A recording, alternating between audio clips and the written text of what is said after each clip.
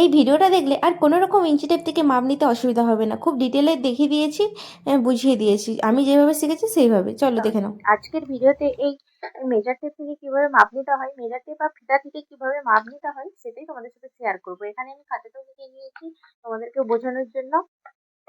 ঠিক আছে, তোমরা ভিডিওটা দেখো দেখো আর ভিডিওটা কেমন হয়েছে বলবো। হাই, আমি শিবানী। আজকে তো বলে দিলাম তোমাদেরকে এই মেজার টেপ কিভাবে মাপ নিতে হয় সেটাই তোমাদের সাথে শেয়ার করবো। আর একটা দিদিভাই আমাকে কমেন্টে জানিয়েছিল যে দিদিভাই থিওরি দিও। থিওরি দিও না দিদিভাই, তোমার জন্য নিয়ে চলে এসেছি একদম থিওরি। শুরু হয়ে গেল আজ থেকে। আর যারা সেলাই শিখতে চাও, নতুন নতুন সেলাই শিখতে কিংবা ঘরে বসে সেলাই শিখতে চাও, তারা অবশ্যই আমার চ্যানেলটা সাবস্ক্রাইব করে রাখো। কারণ আরো নতুন নতুন ভিডিও নিয়ে আসবো। আর শুরু থেকে আমি যেটা শিখবো সেটাই তোমাদেরকে শেখাবো। করে রাখো। আর একটা লাইক করে দিও। আর একটা লাইক করে দিও। আর কমেন্টে কমেন্টে জানাবে কি ধরনের তোমরা ভিডিও দেখতে চাও। চলো, এটা হচ্ছে আমাদের ইঞ্চি টেপ বা মেজার টেপ।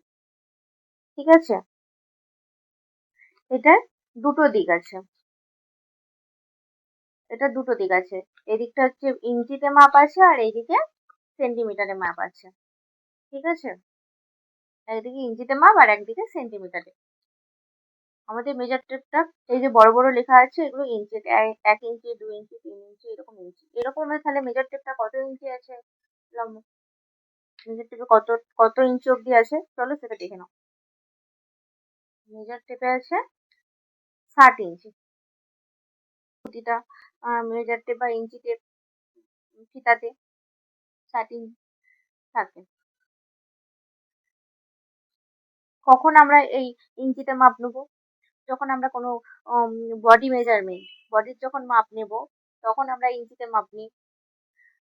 আবার যখন হচ্ছে গিয়ে ড্রাফটিং, কিছু ড্রাফটিং করি তখন, কাপড়ে যখন ড্রাফটিং করি তখন আমরা এই ইঞ্চিতে মাপ নিই। আর সেন্টিমিটারে কখন মাপ নেবো? সেন্টিমিটারে সাপোজ ধরো হচ্ছে শাড়ি থেকে ব্লাউজ পিস আমরা বের করি, সেই শাড়ি থেকে ব্লাউজ পিস যখন বের করি, শাড়ি থেকে ব্লাউজ পিস যখন বের করি আমরা 80 সেন্টিমিটার, 90 সেন্টিমিটার, এইরকম 100 সেন্টিমিটার এইরকম মাপ করে তখন সেন্টিমিটার হিসেবে আমরা শাড়ি থেকে ব্লাউজ পিস কিংবা দোকানে কোনো ফেব্রিক কিনতে গেলে ফেব্রিক কাপড় তখন তারা সেন্টিমিটার করে মেপে দেয়। ঠিক আছে, এখানে অবধি তোমরা সবাই বুঝতে পেরেছো? এবার চলো নেক্সটে আমি যে খাতায় লিখে নিয়েছিলাম সেটাই দেখাবো তোমাদের। দেখতে পাচ্ছ খাতাটা পরিষ্কারভাবে যদি দেখা যায় তাহলে একটা স্ক্রিনশট নিয়ে রাখো, তোমরা লিখে নিবে সুন্দর করে।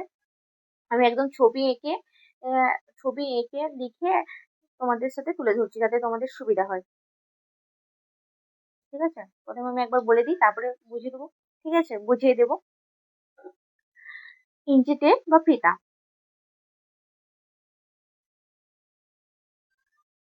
একটা দাগ সমান 1 সুত, 1 কোটর বা 1 লাইন। দুটো দাগ সমান 2 সুত, 2 কোটর বা 2 লাইন বা 0.25।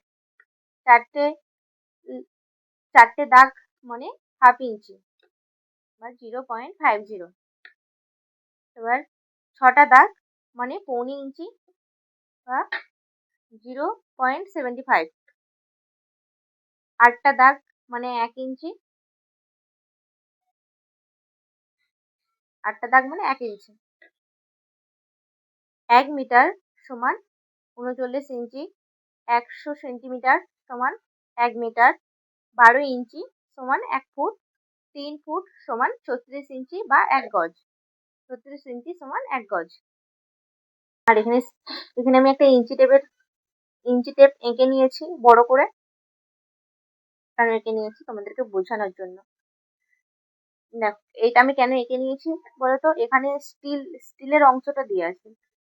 এই যে দেখতে পাচ্ছ স্টিলের অংশটা দিয়ে আছে, তোমাদের এইটার জন্য বোঝাতে এখানটা অসুবিধা হবে, সেই জন্য আমি এখানে খাতায় এঁকে নিয়েছি। চলো এবার বুঝে নি।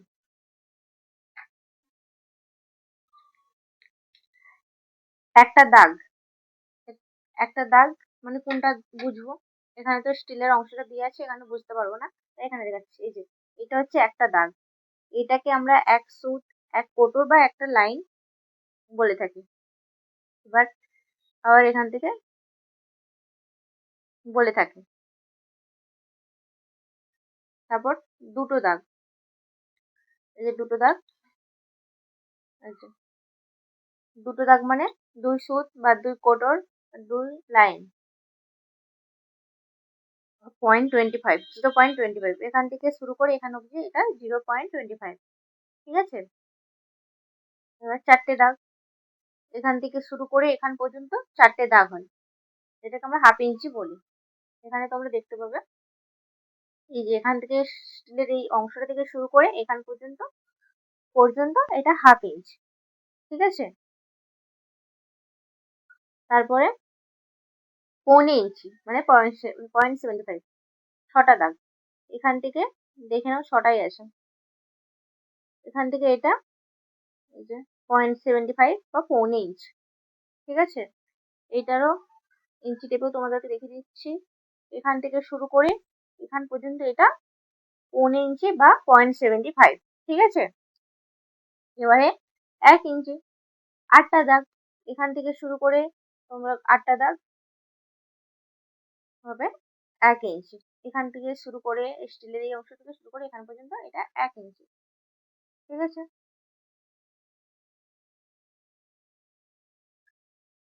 দেখে নিয়েছো এখান থেকে শুরু করে এটা 1 ইঞ্চি। এবার নিচের এটা দেখাচ্ছি।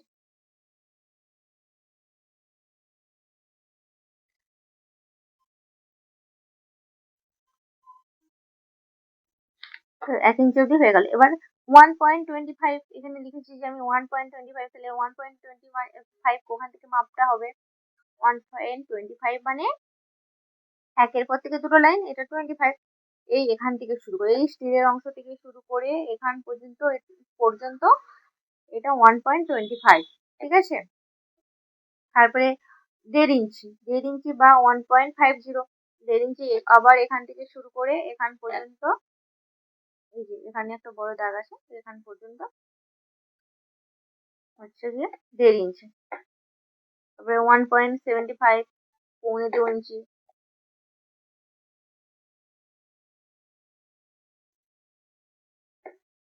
তারপরে 2 ইঞ্চ, এখান থেকে এটা 2 ইঞ্চ, এখান থেকে এটা 2 ইঞ্চ। তোমাদের বুঝতে অসুবিধা হয়নি তো? ঠিক আছে, বুঝতে পেরেছো? তারপরে 1 মিটার, 1 মিটার সমান 39 ইঞ্চি। এবার 39 ইঞ্চি মানে কোথায়? এই যে 1, 2, 3, 4 করে এরকম করে দিয়ে আছে বড় বড় করে, এটা 39 ইঞ্চি অবধি। দেখো দেখাচ্ছি,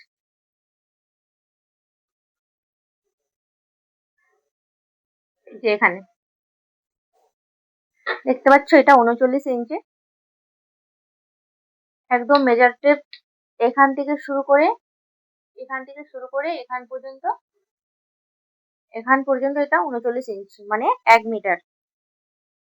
তারপরে 100 সেন্টিমিটার মানে 1 মিটার। 100 সেন্টিমিটার কোনটা? এই তাহলে প্রথমে বলে দিচ্ছি এটা সেন্টিমিটার, ছোট ছোট দাগ দেবার দেখবো। 100 সেন্টিমিটার এখান থেকে শুরু করেই কোথায় 100,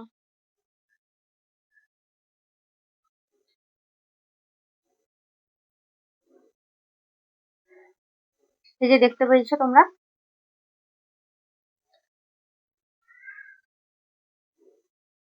100, এটা হচ্ছে 100 সেন্টিমিটার।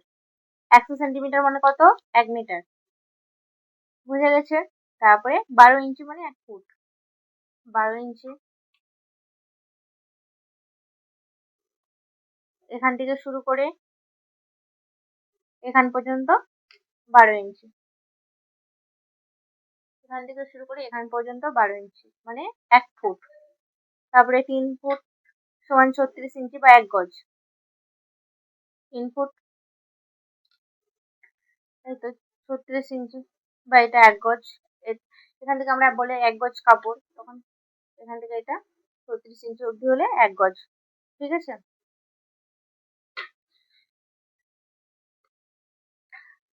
এই পর্যন্তই তোমাদের যদি জেনে রাখো তোমাদের সেলাই কাজে আর কোনো অসুবিধা হবে না। তোমরা খুব সহজেই এই ইঞ্চি টেপ দেখে কাজ করতে পারবে, আমি তোমাদেরকে বলছি। আর ভিডিওটা কেমন লাগলো তোমরা কমেন্টে জানাবে। আর নেক্সট কিসের ওপর ভিডিও দেখতে চাও সেটাও কমেন্টে জানাবে। ঠিক আছে? আজকে এই ভিডিওটা এখান পর্যন্তই। দেখা হবে নেক্সট ভিডিওতে। তোমরা ভালো থাকবে, সবাইকে ভালো রাখবে, সুস্থ থাকবে। টাটা।